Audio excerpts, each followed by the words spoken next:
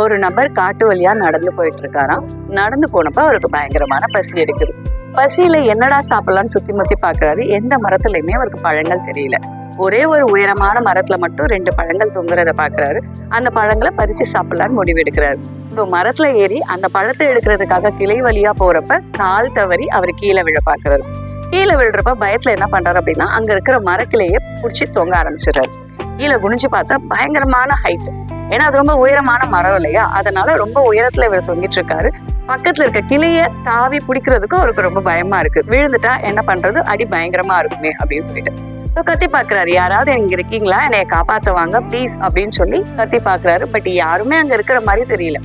ரொம்ப நேரம் மரத்துல பயத்தோடய தொங்கிட்டு இருக்காரு. அவருக்கு கைகள் ரொம்ப வலிக்க ஆரம்பிச்சிருச்சு. அப்ப அந்த வழியா ஒரு பெரியவர் வராது. அந்த பெரியவர் பார்த்தோன்னே இவனுக்கு ரொம்ப சந்தோஷம் வந்துருச்சு.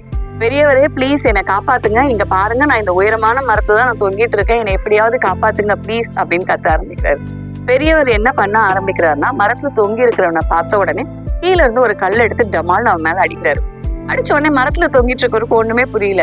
நான் உங்களை காப்பாத்த சொன்னா நீங்க என்ன பண்ணிட்டு இருக்கீங்க பெரியவரே, ப்ளீஸ் என்னை காப்பாத்துங்க அப்படின்றாரு. பெரியவர் கேட்கல. திரும்ப என்ன பண்றாரு, இன்னொரு கல்லத்துக்கு அவன் மேல போடுறாரு. இப்போ மரத்துல தொங்கிட்டு இருக்கவனுக்கு ரொம்ப கோவம் வந்துருது. என்னைய காப்பாத்த சொன்னா நீங்க என்ன பண்றீங்க, கல் எடுத்து எரிஞ்சிட்டு இருக்கீங்க, என்னைய காப்பாத்துறீங்களா இல்லையா அப்படின்னு கேட்கிறாரு. திரும்பவும் பெரியவர் கள்ளத்துக்கு போட்ட உடனே அவனுக்கு ரொம்ப கோவம் வந்துருச்சு.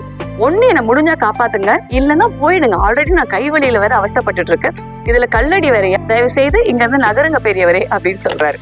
ஆனா பெரியவர் நகரவே இல்லை. தொடர்ந்து கல் எடுத்து அடிச்சுட்டே இருக்காரு. அங்க மரத்துல தொங்கிட்டு இருக்கவனுக்கு ரொம்ப கோவம் வந்துருது. கோவத்தோட எகிரி என்ன பண்றான் அப்படின்னா பக்கத்துல இருக்க கிளையை பிடிக்கிறான். அந்த கிளை ரொம்ப ஸ்ட்ராங்கா இருக்கு. அப்படியே கொஞ்சம் கொஞ்சமா நகர்ந்து மரத்துல இருந்து கீழே இறங்கி அந்த பெரியவரை அடிக்காத குறையா கிட்ட வந்து கத்துறான். என்னன்னு கத்துறான் அப்படின்னா, உங்களுக்கு எல்லாம் கொஞ்சமாவது அறிவு இருக்கா, மரத்துல தொங்கிட்டு இருக்க ஒருத்தவனுக்கு உதவி பண்ண முடிஞ்சா பண்ணணும், இல்லைன்னா அப்படியே வந்த வழியை பார்த்துட்டு போயிடணும், அதை விட்டு இப்படி கல்லால் அடிக்கிறீங்களே, உங்களுக்கு கொஞ்சமாவது மனசாட்சி இருக்கா அப்படின்னு கேட்டாராம். கேட்ட உடனே அந்த பெரியவர் சிரிச்சுட்டே சொன்னாராம், நான் உனக்கு உதவி தானேப்பா தம்பி பண்ணேன், யோசிச்சுப்பார் அப்படின்னாராம். இப்படிதான் சில நேரங்கள்ல சில சூழ்நிலைகள் நம்மள பயம் இல்லாட்டி கவலைன்ற ஃபீலிங்ஸ்குள்ள கொண்டு போயிடுது. இந்த பயம் கவலை ரெண்டும் என்ன பண்ணோம்னு பாத்தீங்கன்னா நம்ம எனர்ஜியை தான் ட்ரெயின் பண்ணும். நம்மள உருப்படியா எதுவுமே பண்ண கூடாது, உருப்படியா எதுவுமே யோசிக்க கூடாது.